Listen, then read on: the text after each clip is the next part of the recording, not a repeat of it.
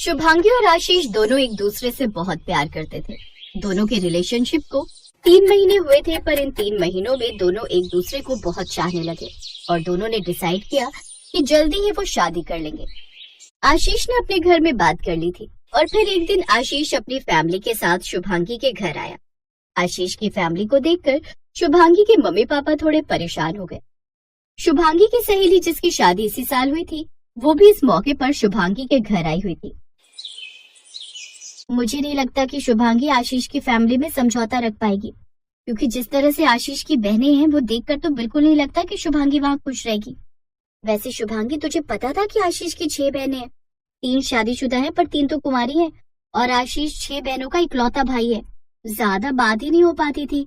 हाँ, पिछले दिनों आशीष ने मुझे बताया था कि उसके घर में उसकी मम्मी और बहनें हैं। वो सबसे छोटा है, अपनी बहनों का लाडला है।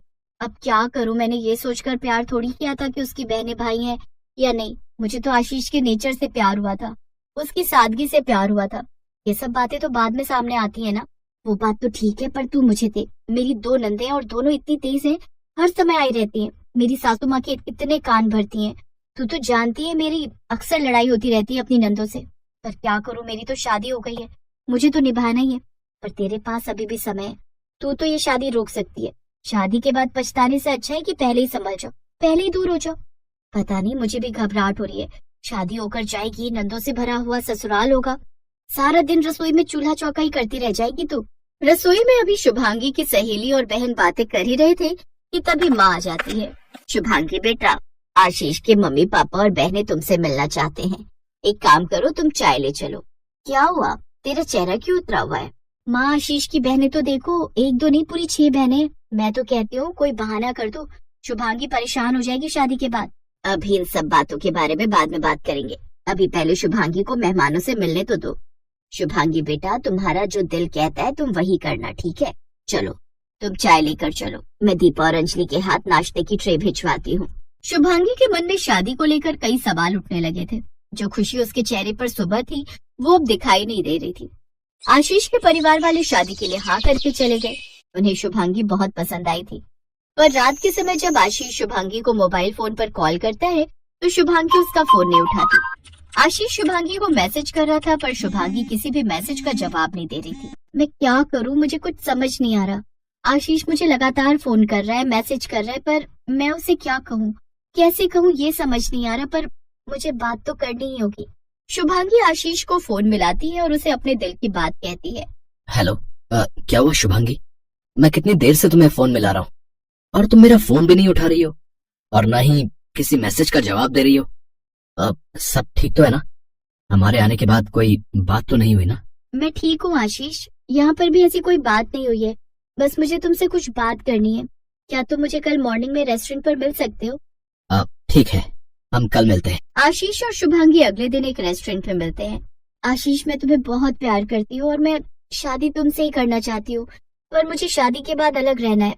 मेरा मतलब है, मैं इतने बड़े परिवार में नहीं रह सकती। तुम्हारी इतनी सारी बहनों के बीच मुझसे नहीं रहा जाएगा।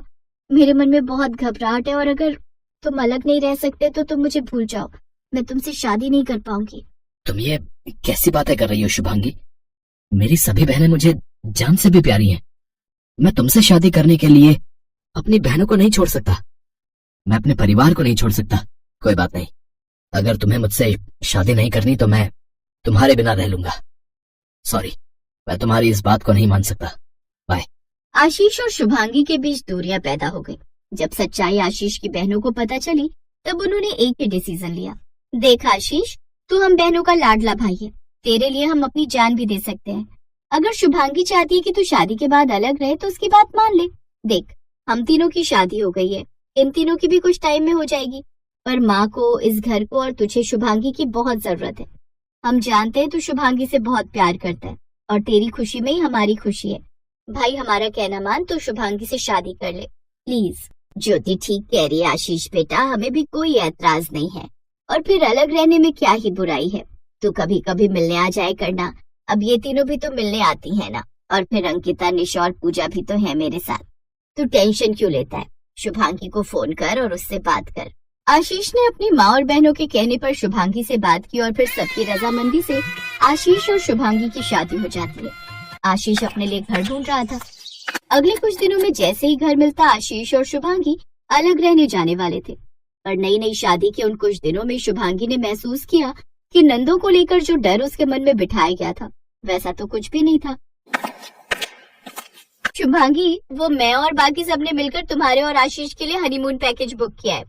हम सबका मन है कि तुम और आशीष आउट ऑफ इंडिया घूमने जाओ, और जगह भी तुम्हारी पसंद की है।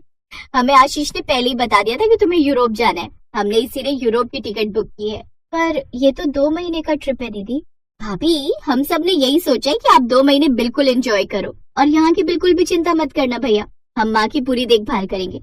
आप दोनों अपना हनीमून बढ़िया से एंजॉय करो। और हाँ भाभी, हम सब आपके लिए कुछ गिफ्ट्स भी लाए थे, वो भी आप देख लेना, और आपकी पसंद का क्या क्या है वो भी बता देना। फिर तो आप दूसरे घर में रहने चले जाओगे, तो पता नहीं हम आपके लिए इतना कुछ कर पाए। हमारी एक ही भाभी है, और हम सभी नंदे चाहती हैं कि हमारी भाभी के चेहरे पर हमेशा मुस्कान रहे, और हमारी भाभी का चेहरा हमेशा खिलखिलाता रहे। अपनी नंदों का इतना प्यार देखकर शुभांगी की आंखों में आंसू आ जाते हैं। शुभांगी और आशीष 2 महीने के लिए हनीमून पर चले जाते हैं। वापस लौटने के बाद शुभांगी अपना विचार बदल देती है। आशीष जी, मुझे अलग घर में नहीं रहना। मैं अपने इतने भरे पूरे हंसते खेलते परिवार से अलग नहीं रह सकती। मैं दूसरे घर में अकेली क्या करूंगी? मेरा तो आप सबके बिना मन ही नहीं लगेगा।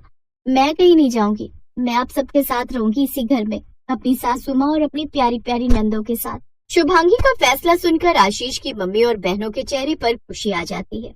कहते हैं परिवार छोटा हो या बड़ा, इससे कोई फर्क नहीं पड़ता। जहाँ प्यार होता है वहाँ खुशियाँ अपने आप दस्तक देती हैं। तभी तो कहते हैं प्यार बांटने से प्यार मिलता है।